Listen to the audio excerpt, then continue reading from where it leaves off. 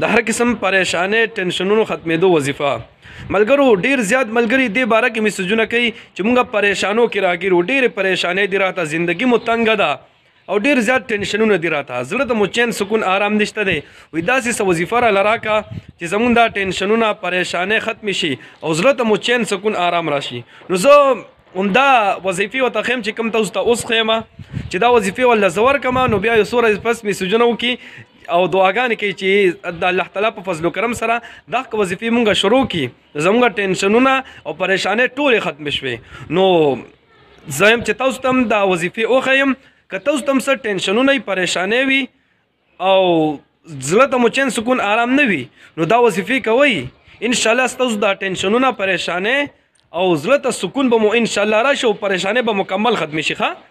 ښه نو وظیفو ته غوږ شئ، اسانې وظیفې دي، په غور سره یې واورئ او کوم وظیفې چې درته درښیم دا یادې کوئ او د دې د ویلو اهتمام وکړئ، د ویلو پابندي وکړئ، انشاءالله دا پریشانۍ به مو ختمې شي. ښه جی.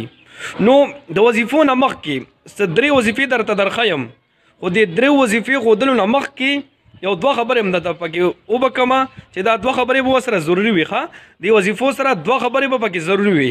لومبنۍ خبره د 5 واړو وختو منځونو پابندي به کوئ، چې هر یو منځ وي، سحر، ماسپښین او مازدیګر، ماښام، ماسخوتن، د دې منځونو به پابندي کوئ. کوشش کوئ چې جمع سره کوئ، ډېره به بهتره وي. ها 5 واړو وختو منځونو پابندي چې کوئ نو انشاءالله قدرتي ستاسو پریشانۍ به ختمې شي. ها او ځکه چې د منځ په ذریعې سره الله تعالی د انسان هره پریشاني ختموي، هر ټینشن، او په منځ کې یو سکون چین آرام پروت دی. نو منځ چې تاسو کوئ نو قدرتي مو په زړه کې خوشحالي وي او چین سکون آرام به پکې. یو خبره. دویمه خبره، د هر قسمه ګناه نه به ورسره ځان ساتئ. وظیفې درته درښیم ورسره به دا دوه عملونه جاري ساتئ. هر قسمه ګناه نه به ځان ساتئ، که وړه ګناه وي او که لویه ګناه وي. اوې د انسان چې دا ټول ټینشنونه راځي که نه، ټولې پریشانۍ چې راځي د دې جرړه ګناهونه دي. د ګناهونو په وجه انسان ته پریشانۍ راځي. که انسان چې ګناهونه نه کوله هیڅ پریشانی به درته نه راتله، هیڅ تکلیفونه به درته نه راتلل. الله تعالی قرآن کې هم فرمایي څه چې وایي انسان ته دا کم تکلیفونه رسي که نه، فبما کسبت ایدیهم، دا د دوی په وجه دي، دوی لاسونو په وجه دي. مطلب دوی د خپل لاسه ځان ته دا پریشانۍ او ټینشنونه او بې سکوني ور رسولې ده. نو زما عزتمندو د هر قسمه ګناه نه به ورسره ځان ساتئ. دا دوه کارونه به ورسره ضرور کوئ. ښه دا وظیفې چې درته درښیم دا به هم جاري ساتئ، د منځونو پابندي او د هر قسمه ګناه نه به ورسره ځان ساتئ. دا خو به چې تاسو کوئ ګناهونه ځان ساتئ او منځونو پابندي کوئ. ورسره دا وظیفې دي. ښه وظیفو ته غوږ شئ. اوس هم تاسو به هره ورځ 400 پیري دا آیات وایي حسبنا الله ونعم الوکیل، حسبنا الله ونعم الوکیل. دا آیت کریمه به 400 پیري هر ورځ وایي، هر ټایم ویلی شئ. د وخت ضرورت نشته دی چې د شپې به وایي، ماسپښین، مازدیګر، نه.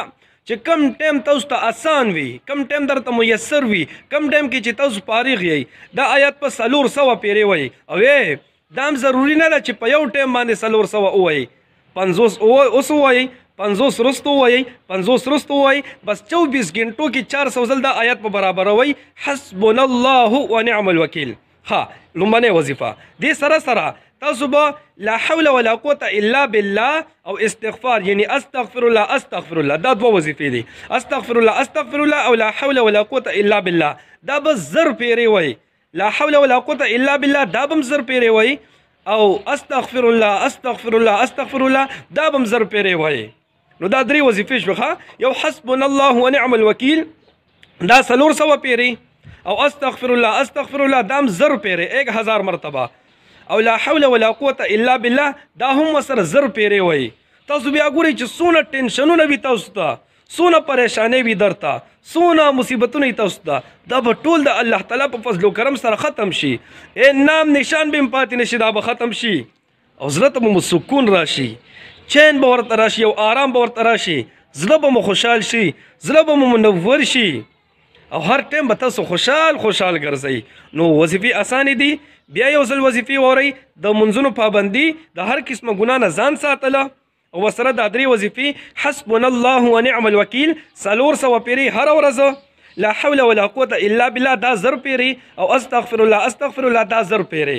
د درې واړو وظیفو دپاره د وخت ضرورت نشته دی چې کم ټایم تاسو ویلی شئ ادا کولی شئ دا وظیفې ښه او کوم ورسره درود شریف سحر او ماښام سلسل پیرې کو نو دا بیا ډېره بهتري ها الله رب العزت مو خوشحاله باد ساته او الله تعالی ستاسو دا ټول ټینشنونه ستاسو ټولې پریشانۍ او زړه ته چې مو څونه بې سکوني ده دا دې په خپل فضل و کرم سره ختمه کړي او الله رب العزت مو دنیا و آخرت کې خوشحال آباد ساته دعاګانې کوئ دعاګانې به کوو الله په امان